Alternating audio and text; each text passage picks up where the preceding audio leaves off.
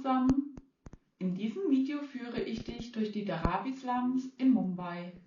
Da ich auch hier nicht ausreichend Videomaterial zur Verfügung habe, habe ich beschlossen, die Einleitung so aufzunehmen und auch den Schlussteil in einem kurzen Video zusammenzufassen. Weil so kann ich dir mehr über die Entstehung der Dharavi-Slums erzählen. Des Weiteren muss ich mich trotzdem kurz fassen, da ich eben nicht ausreichend Videomaterial zur Verfügung habe, um dir die ganze Entstehungsgeschichte der Dharavi-Slums zu erzählen. Deswegen verlinke ich dir auch wieder meinen Blogbeitrag in der Beschreibung des Videos. Nun wünsche ich dir viel Spaß bei der Führung durch die Dharavi-Slums. Des Weiteren möchte ich noch hinzufügen, dass ich in Wohngebieten zum Beispiel gar nicht filmen durfte, sondern nur in dem gewerblichen Bereich oder auf den belebten Straßen. Ich möchte heute von einer besonderen Erfahrung berichten, meiner Führung durch die Dharavi-Slums in Mumbai.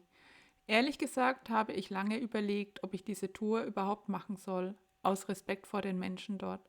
Aber schließlich habe ich mich entschieden, sie zu besuchen, da die Tour von einem Einheimischen organisiert wird und genau dabei hilft, falsche Klischees zu durchbrechen. Dharavi ist mehr als nur ein Slum. Es ist ein unglaublich lebendiger Ort mit Handwerksbetrieben, Recyclingfirmen, Töpfereien und kleinen Unternehmen. Fast 1 Million Menschen leben dort, auf engem Raum, aber mit einem bewundernswerten Widerstand und Gemeinschaft. Historisch gesehen entstand Dharavi im 19. Jahrhundert, als die Sumpfgebiete trockengelegt wurden und viele Migranten aus ganz Indien hier eine neue Heimat fanden. Besonders der große Streik der Textilarbeiter 1982 führte dazu, dass viele Menschen ihre Arbeit verloren und in Dharavi neue Berufe ergriffen, etwa im Recycling und der Lederverarbeitung. Heute ist Dharavi ein unverzichtbarer Teil Mumbais. Ohne die riesige Recyclingwirtschaft dort würde Mumbai im Müll versinken. Bis zu 80% des recycelbaren Abfalls werden hier von Hand sortiert und wiederverwertet. Während meiner Tour habe ich mich jederzeit sicher und respektiert gefühlt.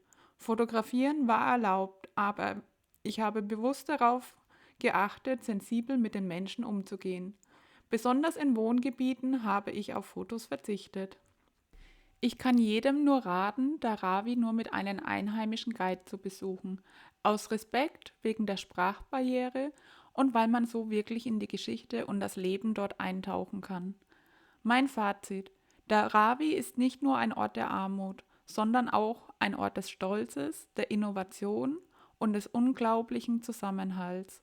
Eine Erfahrung, die mich sehr berührt und nachdenklich gemacht hat. Jetzt zum Ende des Videos lasse ich dich noch einmal in die Geräuschkulisse der belebten Straßen des Dharavi-Slums eintauchen. Diese Geräuschkulisse ist ganz typisch für Städte in Indien. Als Europäer sind wir das absolut nicht gewohnt.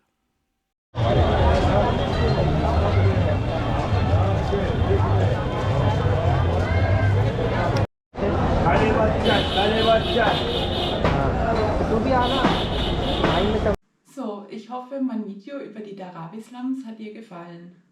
Es ist ein ganz besonderer Ort in Mumbai und ohne diesen Ort würde Mumbai im Dreck ersticken. Denn die Dharavi-Slums sind für die Müllverarbeitung verantwortlich, die sonst nicht gestemmt werden könnten. Wenn dir das Video gefallen hat, gib mir gerne wieder einen Daumen nach oben, schreibe mir einen Kommentar und natürlich freue ich mich auch, wenn du meinen Kanal abonnierst. Im nächsten Video wird es nicht um meine Indienreise gehen, sondern ich werde dir meine Packliste für den Jakobsweg zeigen. Nun wünsche ich dir noch einen schönen Tag, liebe Grüße und bis bald. Ciao!